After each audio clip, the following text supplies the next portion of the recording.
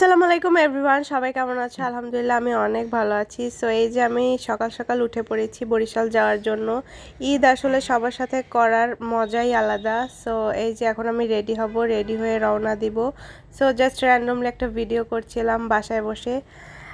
Finally আমি চলে আসলাম আবদুল্লাপুর আমি টিকিট আগেই কেটে রেখেছিলাম। সো এখন আমি গাড়ির জন্য ওয়েট করছি। এই যে দেখতে পাচ্ছ অনেক মানুষ, সবাই কিন্তু গাড়ির জন্য ওয়েট করছে। আর ঈদে কোরবানি এই টাইমগুলোতে কিন্তু অনেক ভিড় হয়, বেশ ভিড় হয়। সো এই যে এখানে আমি দাঁড়িয়ে একটা ছোট ভিডিও নিচ্ছিলাম।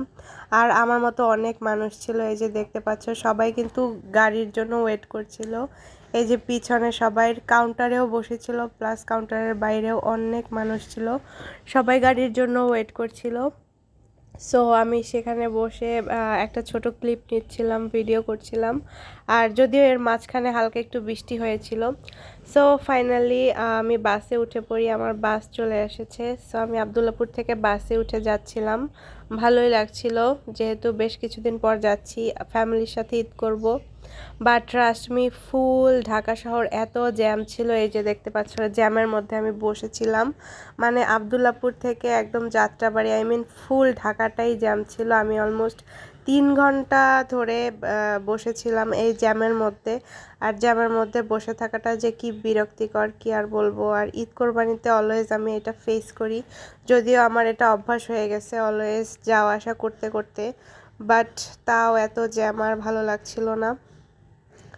সো এরপর এই যে জ্যাম ট্যাম ঠেলে মোটামুটি আমি হাইওয়েতে চলে গেলাম। বাট এখানেও দেখতে পাচ্ছ ওই যে রাস্তার অপর সাইডে কত লম্বা লাইন, সেই বিশাল জ্যাম এই মাথা থেকে ওই মাথা।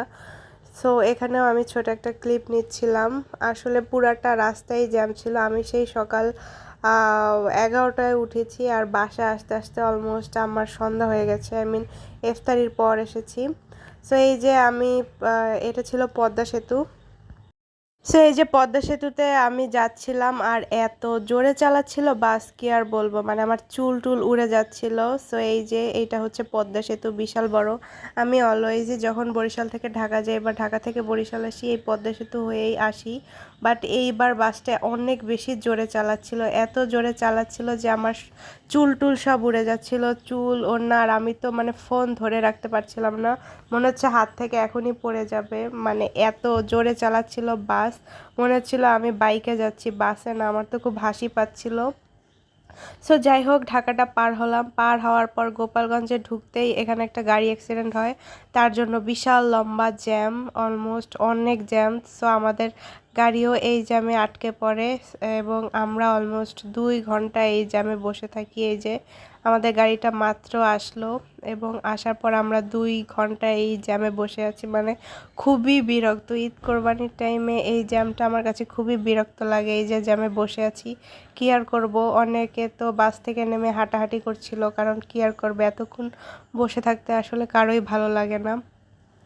এই যে পিছনের লোকগুলো বাস থেকে নেমে দাঁড়িয়ে আছে, কারণ এত লং টাইম জার্নি, তার উপর আবার জ্যাম, খুবই অবস্থা খারাপ। তার উপর তো অনেকে বমি করছিল, আবার বাচ্চারা কান্নাকাটি করছিল, মানে খুবই বাজে একটা অবস্থা হয়ে গিয়েছিল। আসলে এটা বাসে গেলে বা ঈদ কোরবানিতে আমরা অলওয়েজ এই জ্যামটা ফেস করে থাকি, এটা কিছু করার নাই। যাদের বাড়ি দূরে বা গ্রামে গিয়ে ঈদ করবে তারা সবাই এই জ্যামটা ফেস করে, কিন্তু বাড়ি যাওয়ার পর সবার সাথে ঈদ করার পর মজাই থাকে অন্যরকম। সো যাই হোক, জ্যাম ট্যামের পরে আমরা এখানে মাদারীপুর আসি, এবং মাদারীপুর আমাদের বাসটা থামে, তখন সবাই ওয়াশরুমে যায় বা উজু করে নামাজ পড়ে।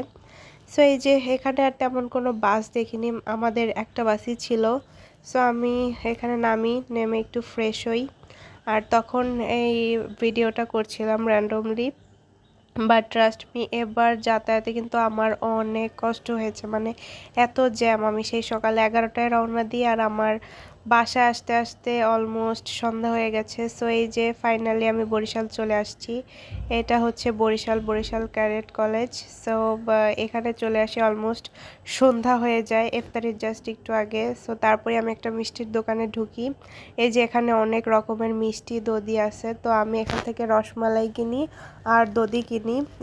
আব্বুই অলওয়েজ আসে আমাকে রিসিভ করতে, বাট যেহেতু সন্ধ্যা হয়ে গিয়েছিল, ইফতারি টাইমে আজান দিয়ে দিচ্ছিল, তাই আব্বুকে বলেছি আসার দরকার নেই, আমি চলে এসেছি মিষ্টি টিষ্টি কিনে রিক্সায় করে। সো এই যে গাইস ভিডিওটা করলাম তোমাদের জন্য, ছিল আমার জার্নির ভিডিও, তোমাদের সাথে শেয়ার করলাম। সবাই ভালো থাকবে আর অবশ্যই ঈদের ভিডিও করব। ততদিন পর্যন্ত সবাই ভালো থাকো। আল্লাহ হাফেজ।